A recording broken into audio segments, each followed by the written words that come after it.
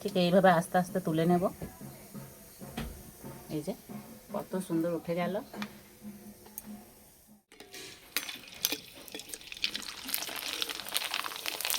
ভাজতে বেশ ভালোই লাগছে।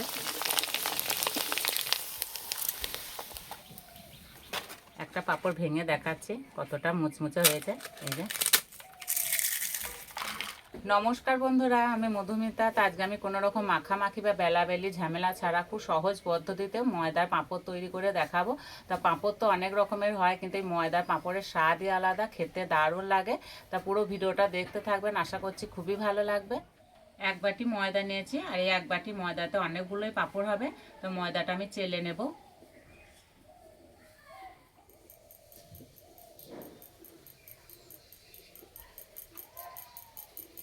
ময়দা দেবো কালো জিরে।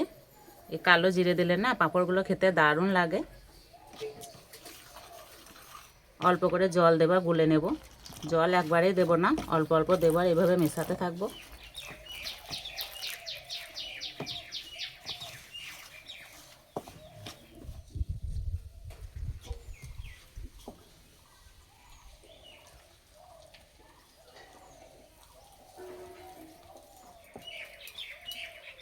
একটু সময় নিয়ে ভালো করে মেশাতে হবে, যাতে ময়দার গুটি ভাবটা না থাকে।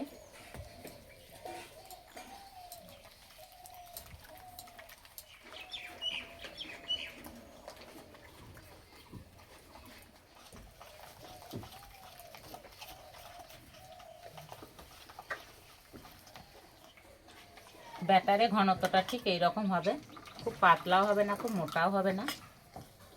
চাপা দিয়ে কিছুক্ষণের জন্য রেস্টে রেখে দেব। এই পাঁপড়ে দেওয়ার জন্য একটা মশলা গুঁড়ো করে নেব। দেব গোটা জিরে, শুকনো লঙ্কা, সাদা নুন, অল্প একটু বিট নুন। একটু বিট নুন দিলে বেশ পাঁপড়গুলো খেতে ভালো লাগে। এবার গুঁড়ো করে নেব।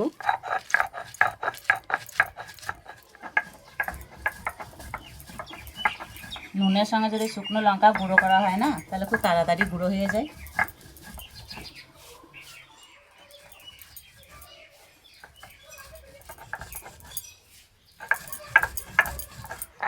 একেবারে মিহি করে গুঁড়ো করব না, একটু গোটা গোটা ভাব থাকবে, সেই রকম করে গুঁড়ো করে নেব। উনান জ্বেলে নিয়েছি, উনানে হাঁড়ি বসিয়ে দেবো। এইরকম ছোটো মুখ হাঁড়ি হলে না পাঁপড়গুলো খুব সুন্দর তৈরি হয়।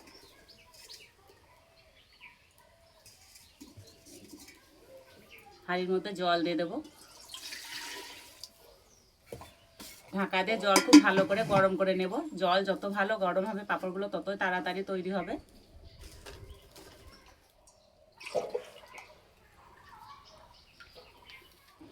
এই পাঁপড়গুলো দেওয়ার জন্য এখানে একটা প্লেট, একটা ছোট থালা, একটা কোটোর ঢাকনা নিয়েছি। ভালো করে তেল মাখিয়ে নেব।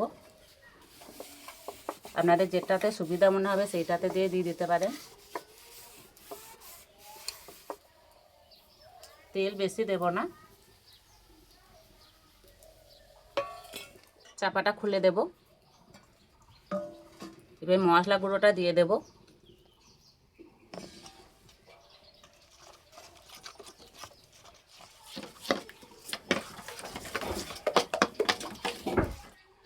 অল্প করে নেব আর এই প্লেটে দিয়ে দেব। ঠিক এইভাবে একটু সমান করে নেব।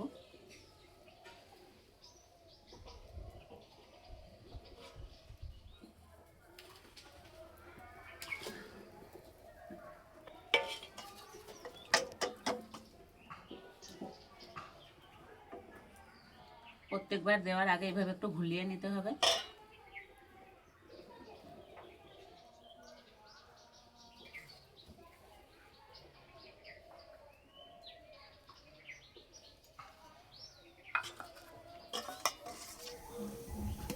জল খুব ভালোভাবে গরম হয়ে গেছে।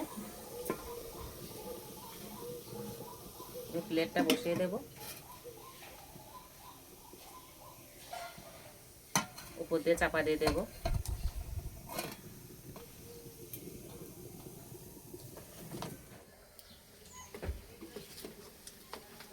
এই পাঁপড়গুলো সিদ্ধ হতে বেশি সময় লাগে না।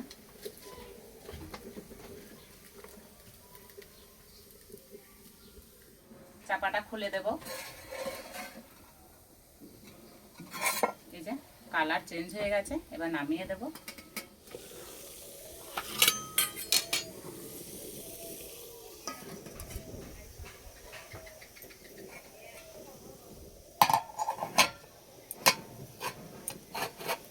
তোলার জন্য একটা চামচ নিয়েছি, এইভাবে ছাড়িয়ে নেব।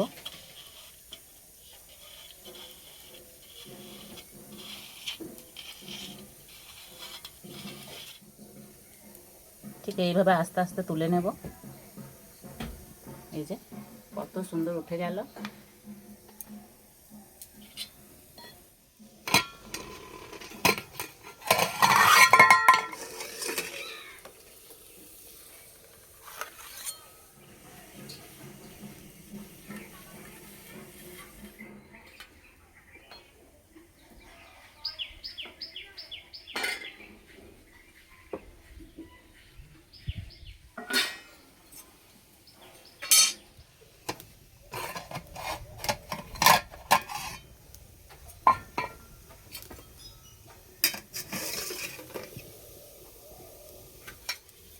প্রত্যেকবার দেওয়ার আগে এইভাবে তেল মাখিয়ে নিতে হবে।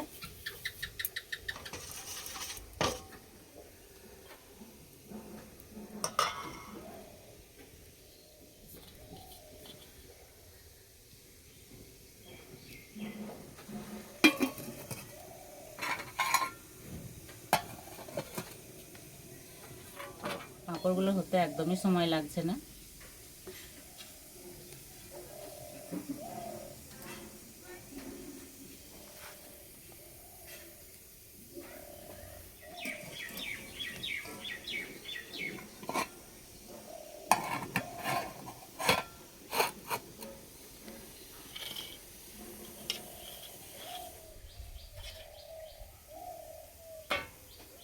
আমি পাঁপড়গুলো এরকম করে বড় বড় করে দিচ্ছি, আপনারা চাইলে ছোট ছোট করেও দিতে পারেন।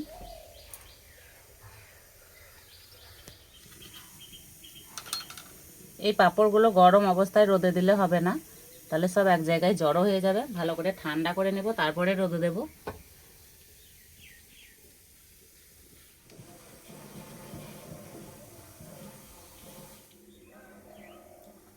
আমার তো মনে হয় এর থেকে সহজ পাঁপড় হতেই পারে না।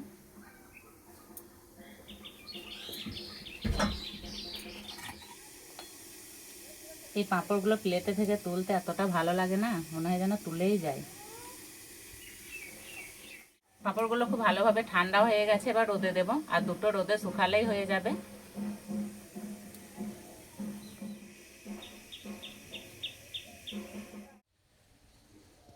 আমার রান্নাঘরে খুব সুন্দর রোদ আছে, ওখানেই রোদে দিয়ে দেবো।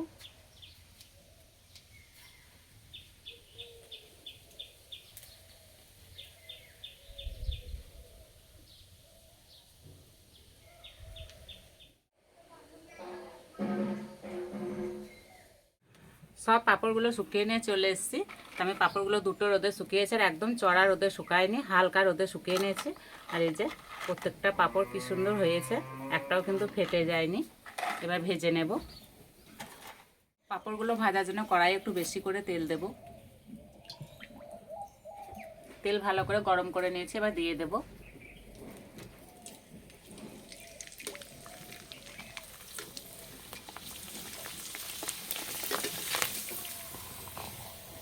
কি বড় বড় হচ্ছে। পাঁপড়া থেকে এইভাবে তেলটা ঝরিয়ে নেব।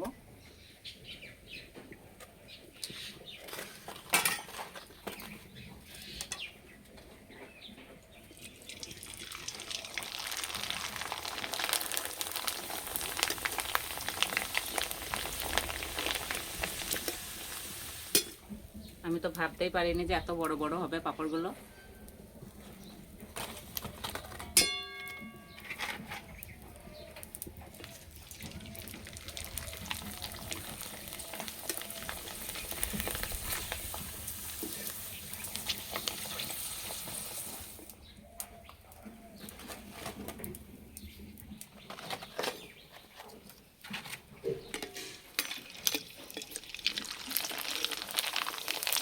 ভাজতে বেশ ভালোই লাগছে।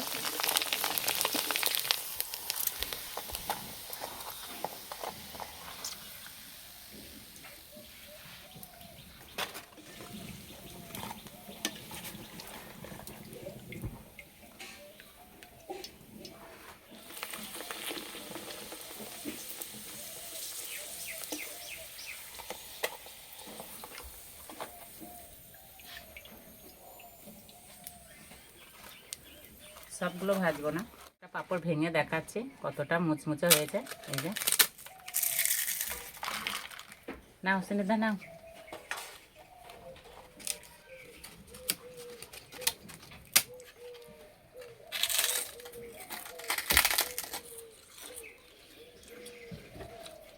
যা খেতে হয়েছে না,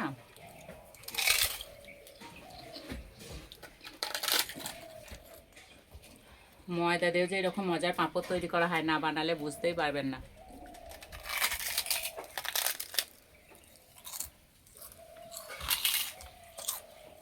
যা আওয়াজ হচ্ছে,